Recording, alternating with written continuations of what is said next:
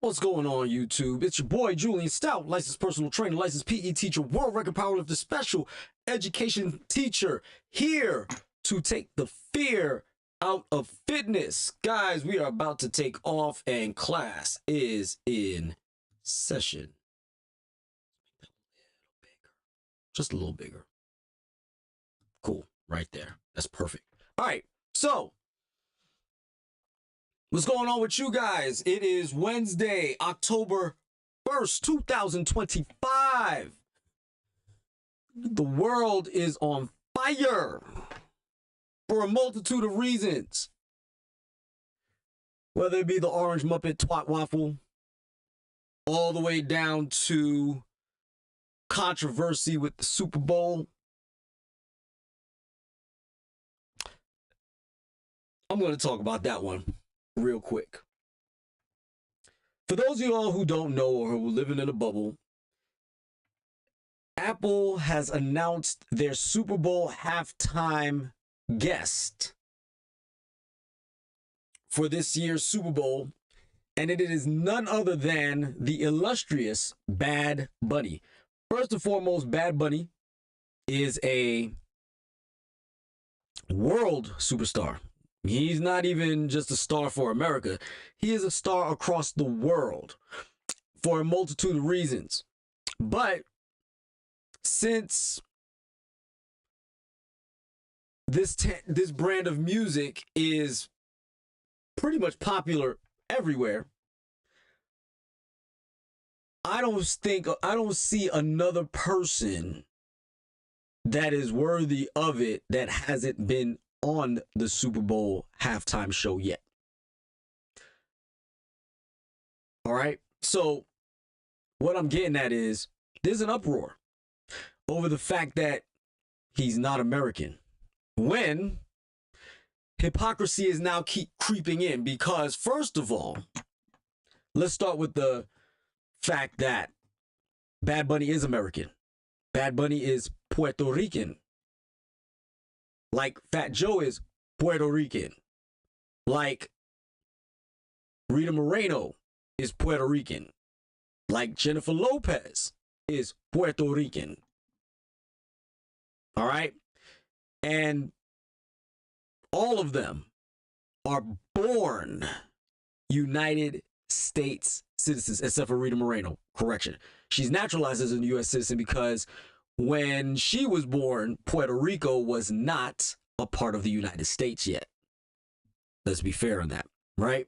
However, everybody else was born an American, to include Bad Bunny. And the reason why I take offense to this, and I'm going to say this plainly, the reason why I take offense to this is because Puerto Rico is neighbor to the United States Virgin Islands. And the United States Virgin Islands is where the majority of my family's from. So if you don't think Bad Bunny's American, that means you don't think my family's American. And if that's the way you're going to go down that rabbit hole, buddy, I'm going to turn around and tell you right now, turn back, because you don't want to go there. The hole is deep, the hole is wide, and it is going to drown you. Understand something. This is one of the many reasons why I teach. Because, first and foremost, making someone feel unwelcome in their own country is highly disrespectful. Especially when their country was acquired legally and fairly and justly. Okay? Whether or not Puerto Rico should be the 51st or the 52nd state, that's a whole nother, and the U.S. Virgin Islands, the 52nd, 53rd, 54th state, whole nother story. However, they are still a part of the United States. They are a part of the United States family, and therefore we deserve, and when I say we, Caribbean American people deserve the respect of being an American. Naturally, not by naturalization, which means you put your hand up and say, "So help me God," after passing the test. I'm talking about born an American. Born. We deserve the same respect as everybody else. If you don't like it, feel free to unsubscribe. I don't care. I really don't. Although, speaking of subscriptions, don't forget to click the like button if you are here. You do like the message that I put out. As a matter of fact, if you don't like it, put a dislike. I don't care. I'm happy with either one. But if you do like what I'm putting out and you do like the information that I do bring and the insights that I do bring, feel free to hit the subscribe button. I'm trying to get to 500 subscribers. Please help me out. Share this video with other people so that way they get the information that I put out. But that's enough on the politics soapbox, because I really don't want to talk about politics on this channel. However, you see the title in the thumbnail. Fitness influencer has pre-diabetes. Now, for those of y'all who are new to this channel, I have spoken ad nauseum about the 27 different body types and why we make assumptions about one size. Therefore, we believe that someone is unhealthy simply because they are larger than us. Is not cool. Does not mean I promote obesity. Do not come for me, because I do not promote obesity. I don't denigrate people for being obese, but I do also call it out for what it is, and it is killing you. And you need to get rid of it. I am not suggesting that you become thin as an Oreo. That's not what I'm saying. I'm not being facetious when I speak.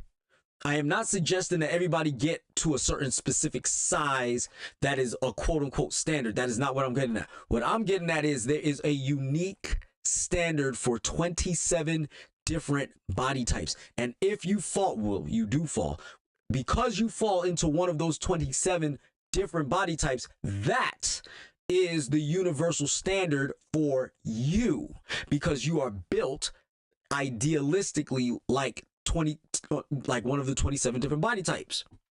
However, we are under a false impression that I've always talked about, that just because you are light or slight in your frame, that you are automatically deemed healthy. You're not. And the reason why it is because I have already told you from the very beginning, diabetes is a storage issue, not a size issue.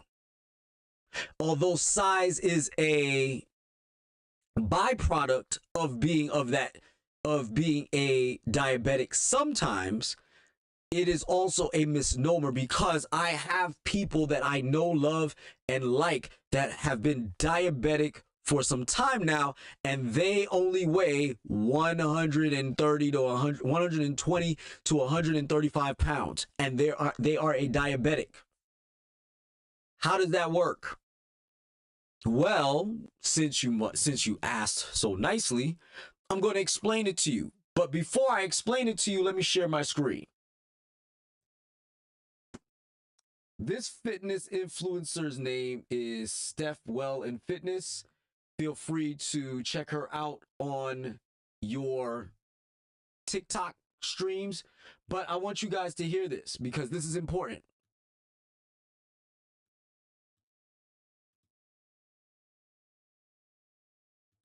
Whoops, we don't have any sound, so give me 1 second. Hold on.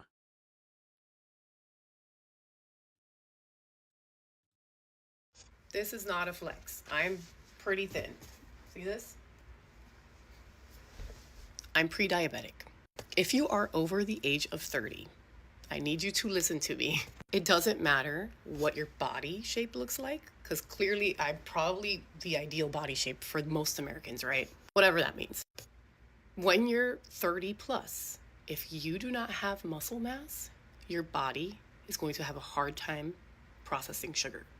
I will have a banana and it will send me way over. When you're over 30, your muscles literally shrivel. Like, it's the saddest thing I've ever seen. It's so bad. When I was pregnant, I had gestational diabetes, and it was the worst. I would not wish diabetes on literally anybody. Anybody. It's the worst. So listen to me when I tell you that if you could prioritize anything, prioritize muscle mass. Muscle mass. So help your future self out. Go weight train. It's worth it. It's going to help your bones, your muscles, your body, your overall health, everything. Everything.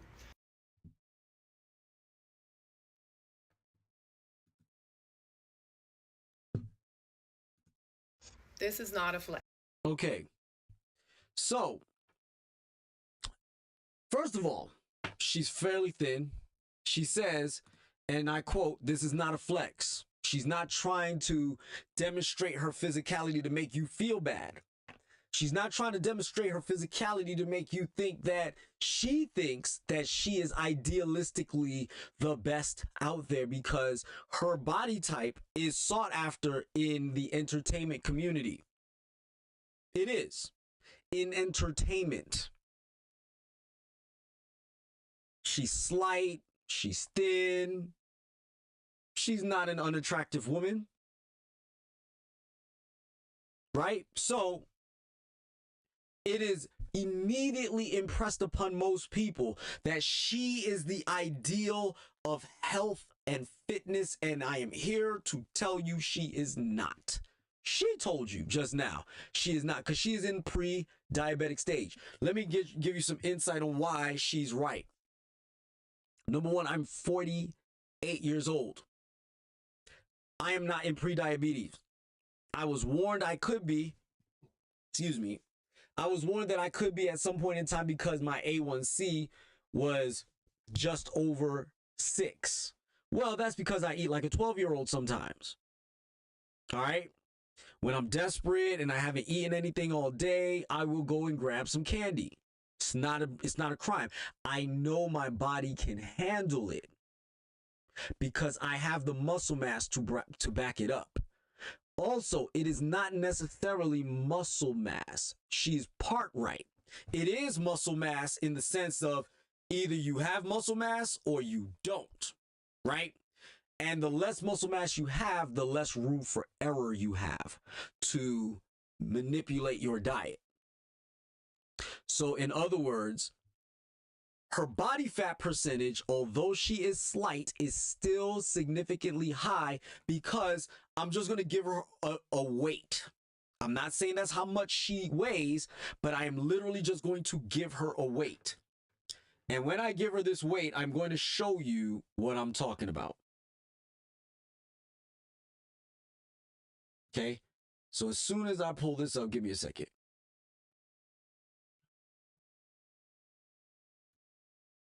Okay, so I'm pulling up this calculator real quick so I can show you this. Let's say she weighs 135 pounds right now, which is quote unquote ideal for a fitness influencer or fitness, so somebody that is a model, things of that nature, right? Typical average model, not your plus size model, not your fitness model, but your average model, okay? Not that any model is average. But anyway, let's say she weighs 135. Multiply that by 0.35, which is when a woman crosses into obesity. Notice, I did not say she's obese because she weighs 135. I said she has 35% body fat at 135, which means she's 47.5% pounds of body fat. Now let's subtract 135, and what you find is that she is carrying, I'm saying this is hypothetically speaking, this is not the real number. I don't know how much this woman weighs, so please do not come for me in the comments. However, we're making an assumption here for mathematical and scientific purposes. That means she is merely carrying 87 pounds of muscle, hair, water, skin, and bone. I can assure you, she can breathe on a sugar cube, and she will have enough sugar to supply her muscle mass at this point. And I'm exaggerating, of course, but you get the gist of what I'm saying. She does not need to eat much in order to gain the full glycogen load that her muscles can contain. This is why when I tell you diabetes is a storage issue, not a sugar issue, I had people argue with me tooth and nail about sugar is bad for you and this, that, the other. You wouldn't eat donuts all day and this, that, the other. Let me explain something to you. I'm a teacher. You don't think donuts are in front of me all day, every day? Yes, they are. And guess what?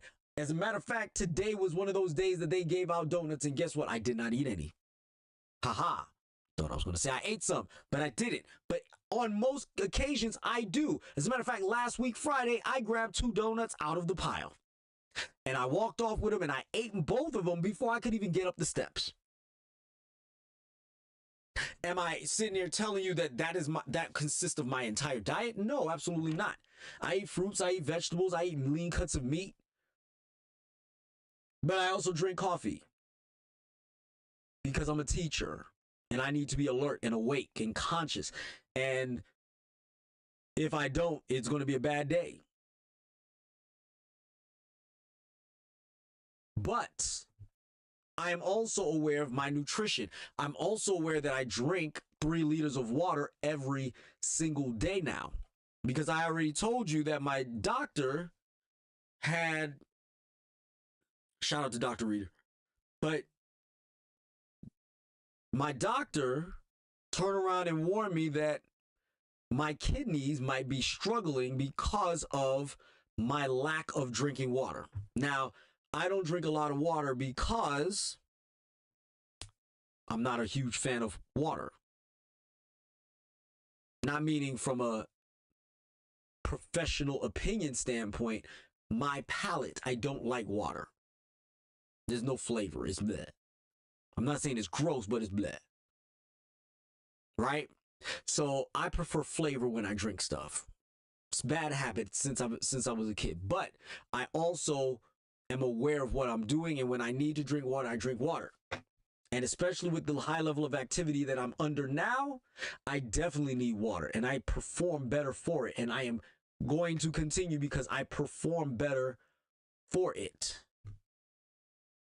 But make no mistake about it, my body can handle it. As a matter of fact, my glucose level when my blood was drawn was 80. When it was drawn the previous time, it was at about 93, which is still within the parameters of normal. I'm only telling you this to make you guys understand that diabetes has never been a sugar issue. Diabetes is a storage issue. If you have a cup that can only hold 12 ounces, right? And you pour more than 12 ounces in it, what happens? Water leaks everywhere, right? Same thing with sugar.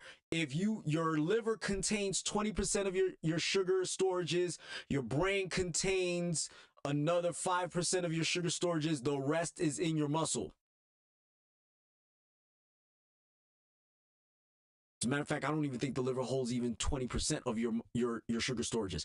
I believe, if I'm not mistaken, 88% of your sugar storage is in your muscle. The rest is in your brain and your bloodstream. Okay? So what that means is this cup can only hold 88% of the full amount of what you need of sugar in one relative sitting, if you are utilizing it regularly. After that, it will spill over. And if it spills over, that means it is going to ruin your table, which is your body. So one of the biggest mistakes that we make is we assume that it is because of the sugar we eat. Yes, in the sheer mass of sugar that we find in our food, yes, it is a sugar issue on the abundance sense, but it is not on the sugar sense that I consume sugar, it's bad for you. No, it's not. Your body makes sugar. Gluconeogenesis, sugar new beginning.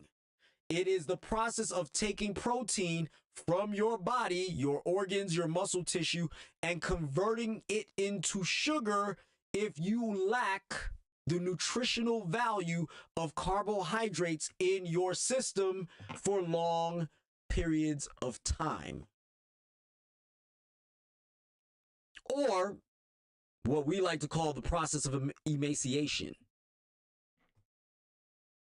That's what it is.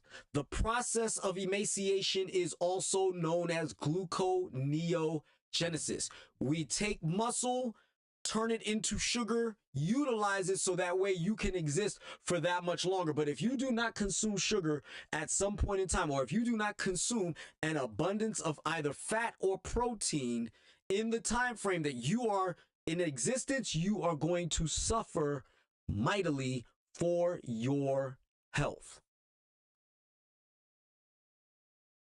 This is where your anorexia patients come from. You can't consume more than you can contain. You can't consume more than you can contain, or else it will spill over, turn into unnecessary body fat, and then cause you great problems. 35% body fat of a person that weighs 135 literally is 88 pounds of lean body tissue. Try to eat thousands of calories on a 87-pound muscle frame. Good luck with that. Your blood sugar will spike so dramatically, it's not even funny. And then as a result of your blood sugar spiking so much, what then happens is that you're in a metabolic despair cycle, which is also known as diabetes. A metabolic despair cycle, because now everything you consume now gets converted to fat, because you are storing too much energy inside of your body, and your muscles are being prevented from absorbing insulin because of the sheer amount of muscle body fat that you're surrounded by and lacking muscle mass. So as a result, what then happens is you will struggle with diabetes. I challenge any of you to either increase your muscle mass or decrease your body fat percentage, and eat food in relation to the level of calories that your body can contain. And you tell me, when you lose that excess body fat, for women it will be about 10%, anywhere between 10 to 15%. If you're at 35% body fat, if you're over 35% body fat, just get it down to 20%. And you tell me how much it more improved your metabolic rate is at that point. As men, you go from, I would say 8% to about 20%. 20% is pushing it for most men.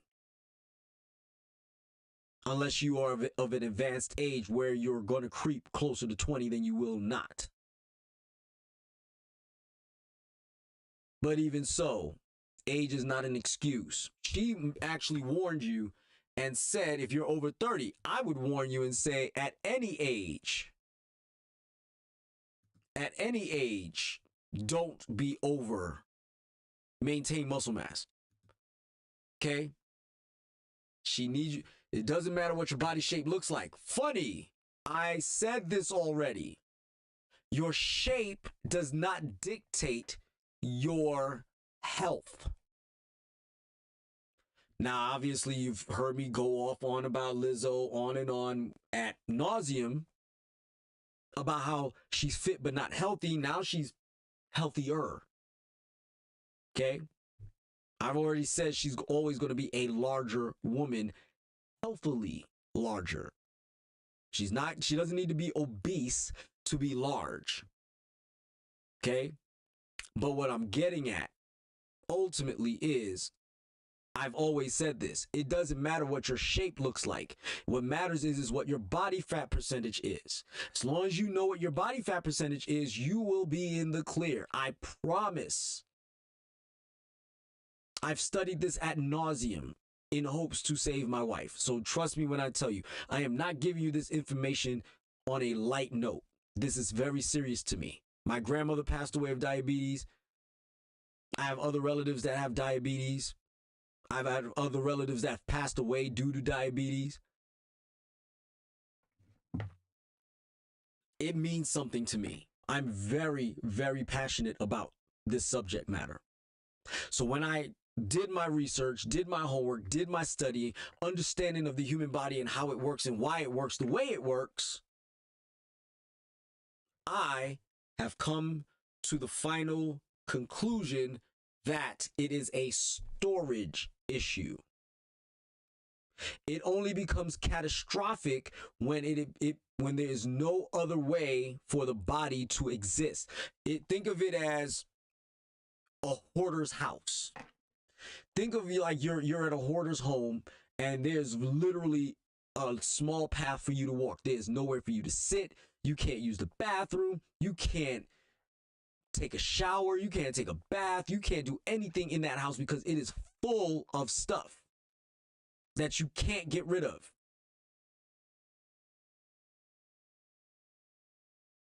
That is when it becomes catastrophic.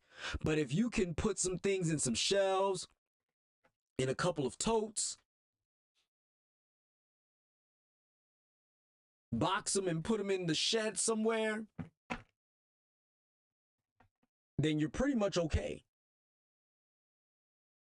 However, if you make the mistake of filling your house full of newspapers and knickknacks and things of that nature and do not have any semblance of control over how much crap you put into your house, I promise you it's going to be a bad day for you. So she's 100% right. It does not matter what your body shape looks like. I assure you, bet money, if I asked her to give me a rundown of what her body fat percentage is, I assure you it is over 30%, even though she is rather on the thin side. Just because you're thin and you think you're cute doesn't mean you're healthy. Just because you're big, didn't say obese, I want to make sure I clarified, just because you're big doesn't mean you're a prime candidate for diabetes. There has to be a flow of all of this. You can't assume just because somebody's bigger than you, they're a health risk. They're bigger than you. So what? What is their muscle mass? What is their body fat percentage? Those things matter. When they are obese, then they are a health risk. Then they are a health liability to you. Then they are a financial liability to you. But under the impression, when you are under the impression that just because you stand next to somebody and they're larger than you and you think that you're the perfect size, you're wrong, because bet money that that larger person just might be healthier than you. So when I present that this fitness influencer has prediabetes, I am not celebrating her struggle. I am appreciating her struggle because it sends and lands home the message that I've been preaching for over the last 6 years. 7 years now.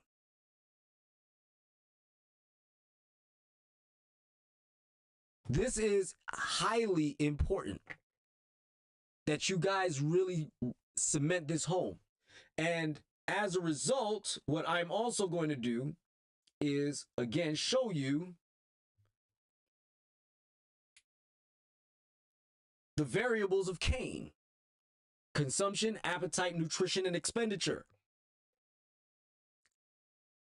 Your fitness resides here. How much food and calories do you take in? Just because you eat a lot of food doesn't mean you're eating a lot of calories. And just because you eat a lot of calories doesn't mean you're eating a lot of food. There has to be some sort of consensus there. Appetite. How many times a day are you consuming said food?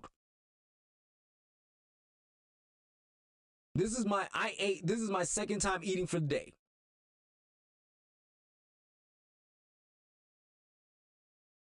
I'll eat again before I go to bed. And I'll have a banana. However, how many times a day are you eating? Are you keeping your furnace hot? Nutrition, the quality of elements that you consume. Just because you're eating doesn't mean you're eating good. Just because you're eating lamb chops and steak and crab legs and all that stuff doesn't mean you're eating good. It's delicious, but it doesn't mean you're eating good.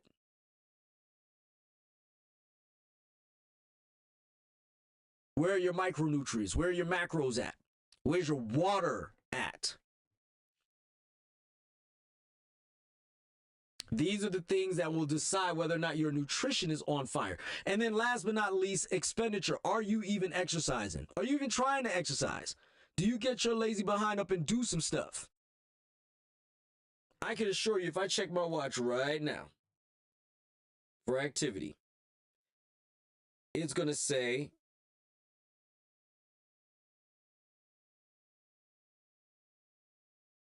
I've burned 363 calories based on movement alone. Today's one of my off days. I'll be back at it tomorrow and on Friday. Exercise, 14 minutes. Like I said, today's an off day. I have stand 11 out of 8 hours because I teach. I have gotten 6,000 steps in today alone. Okay?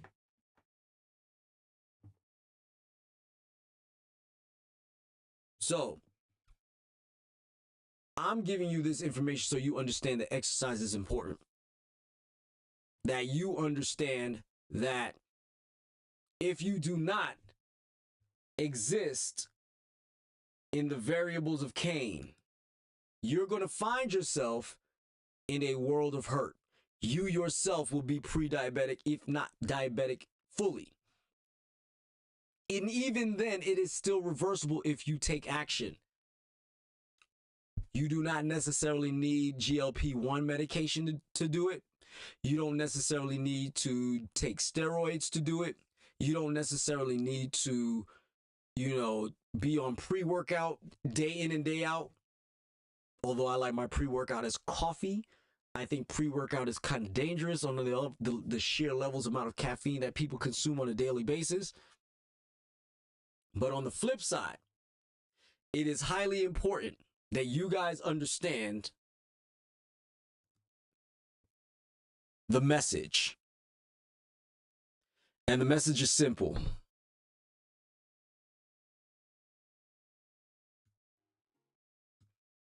The message is simple.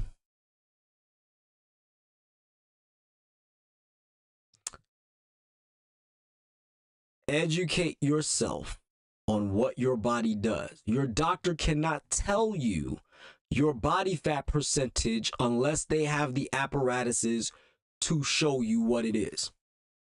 So if your doctor just says you weigh too much, tell them to kick rocks and tell them I sent you to tell them to kick rocks. Until they expose what your body fat percentage is, tell them to kick rocks about your weight.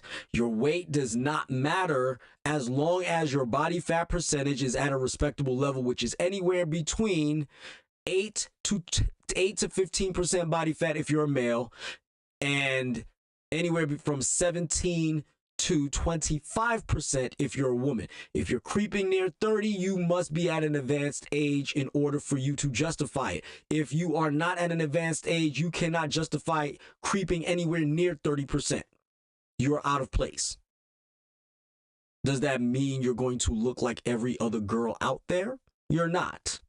Does that mean you're going to look like every other guy out there? You're not. Just follow my advice, my friendly neighborhood advice. Find out what your body fat percentage is. Do the work necessary to get it down to something respectable, and that is the end. So if you weigh 175 as a woman and your body fat percentage is anywhere between 17 to 25%, kick rocks, doc. As a man, if your body fat percentage is anywhere between 8 to, technically you can get as low as 5 if you want, but if your body fat percentage is anywhere between 8 and 15%, I don't care what you weigh. You're healthy. And the numbers will speak for itself. And that's all I got for today, guys. I'm going to enjoy the rest of my night. I appreciate you guys for watching. Shout out to my business partner.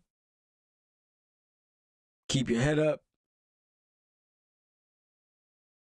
Shout out to my wife. Shout out to my mom. Shout out to my father.